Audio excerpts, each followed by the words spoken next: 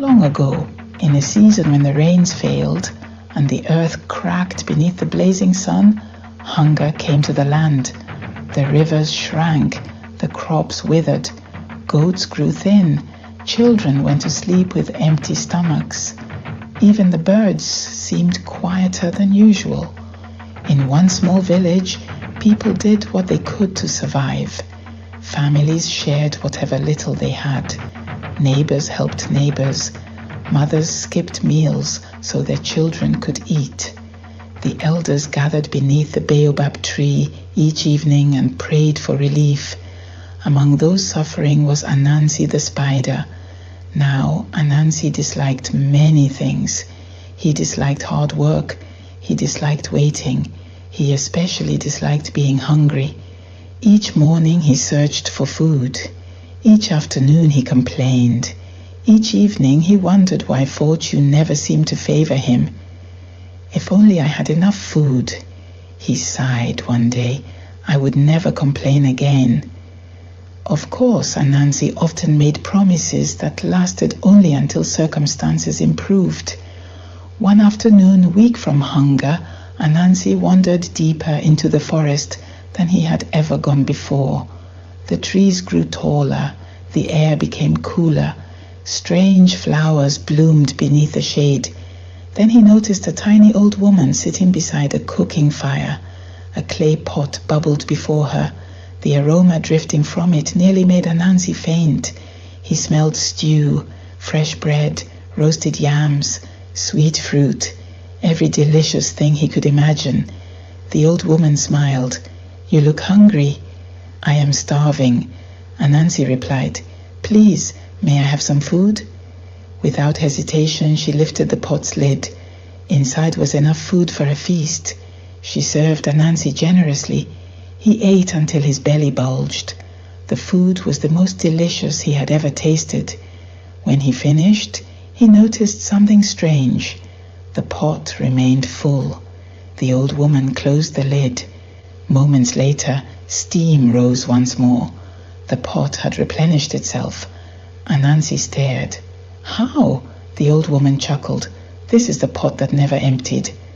It provides enough for those who share." Anansi's eyes widened. Enough for everyone?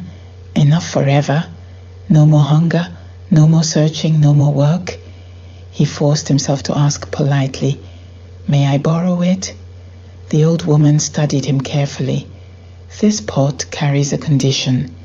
"What condition?" "It must never be used for greed. It was created to nourish communities.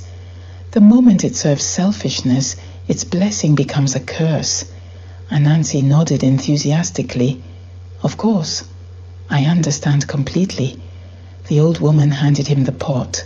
"I hope you truly do." Anansi thanked her and hurried home. At first, he kept his promise. He fed his family. He invited neighbors. He helped hungry children. Word spread quickly. People rejoiced. No one went to bed hungry. Songs returned to the village. Laughter filled the streets. The chief praised Anansi. "You have saved many lives." Anansi smiled proudly. At first, the praise pleased him. Then something changed. People began thanking the pot. The magical pot is a blessing. The ancestors have shown mercy. The village has been saved. Anansi frowned. "What about me?" he muttered. "I found it." Soon another thought entered his mind. If this pot could feed a village, what else could it do? He closed his door. He whispered to the pot, "Bring me cakes." The pot obeyed. "Bring me roasted meat." The pot obeyed. "Bring me honey." The pot obeyed. "Bring me gold." Nothing happened. Anansi thought harder.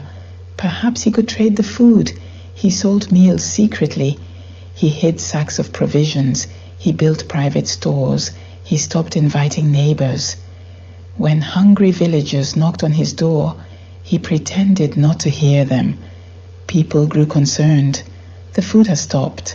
The children are hungry again. Meanwhile, Anansi admired his growing wealth. "I deserve this," he said. "I found the pot." But outside, desperation returned.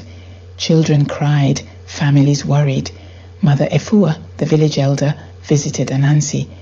"Remember why the pot was given?" "I know exactly why," Anansi replied. "It belongs to me."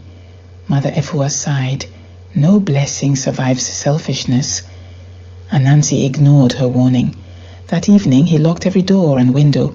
He placed the pot before him. "Bring me enough food for only myself." The pot remained silent. He frowned. I said, "Bring me food." Nothing happened.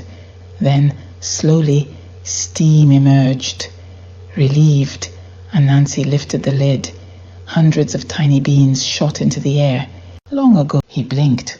"What?" Then came rice, then soup, then porridge, then yams. Food erupted like a fountain.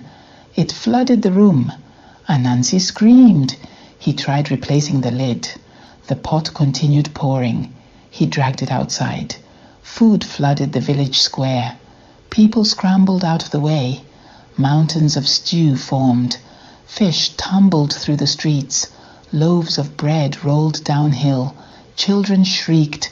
Goats ran. The chief slipped into a pile of cassava. The entire village descended into chaos. Finally, Mother Efua stepped forward. She placed her hand upon the pot. "You were given abundance to share," she said softly. "You transformed generosity into possession." She turned to Anansi. "What have you learned?" Anansi stood covered in porridge. For once, he had no clever answer. He looked around. Despite the chaos, villagers had begun helping each other. Children gathered fruit. Neighbors distributed food. Families carried meals to the elderly. No one hoarded. No one claimed ownership. They simply shared. Anansi lowered his head. "I forgot." "What did you forget?" asked Mother Efua. "That enough becomes meaningless if others suffer." The old woman nodded. "And blessings grow when divided." Anansi approached the pot. "I am sorry. I wanted security. Then I wanted praise. Then I wanted more than I needed. But hunger taught me compassion, and abundance taught me greed. I understand now." The pot trembled. The overflowing food stopped. Silence settled across the square. Then the lid lifted by itself. Inside rested a single bowl of stew, enough for one person. Mother Efua smiled. She served it to the hungriest child nearby. The pot refilled immediately. Another bowl appeared, then another and another, enough for everyone. Never wasteful, never excessive, always sufficient. Years passed. The village prospered. People planted fields again. Rains eventually returned. Yet the pot that never emptied remained in the village square, not as a source of wealth, but as a reminder. Children learned its story. Travelers heard its lesson. And whenever greed threatened to grow in someone's heart, the elders would say, "Remember Anansi and the pot." For abundance without generosity becomes a burden, but blessings shared become miracles. As for Anansi, he remained clever. He still searched for shortcuts. He still occasionally caused trouble. After all, Anansi was Anansi. But whenever he lifted a spoon to eat, he remembered empty stomachs. He remembered mountains of wasted food. He remembered the child who received the first bowl after the curse was broken.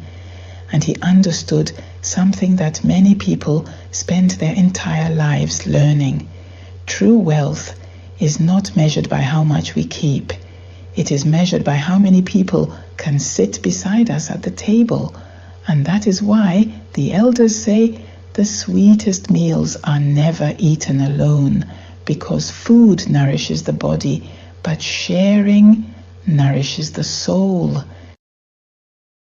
If this story spoke to you, leave a like and subscribe so these African folktales continue to live on for the next generations. Until our next story, walk gently through the world, and may wisdom guide your path.